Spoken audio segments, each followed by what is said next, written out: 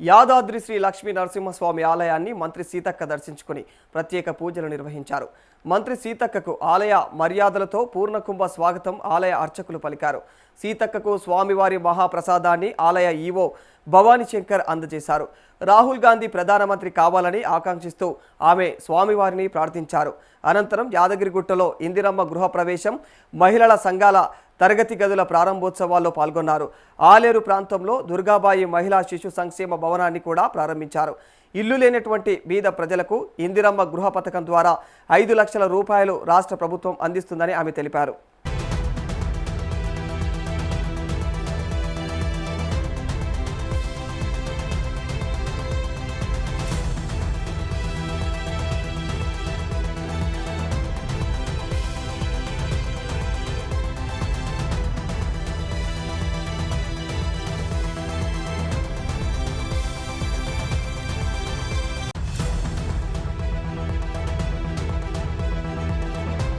యాదాద్రి శ్రీ లక్ష్మీ నరసింహస్వామి ఆలయాన్ని మంత్రి సీతక్క దర్శించుకుని ప్రత్యేక పూజలు నిర్వహించారు.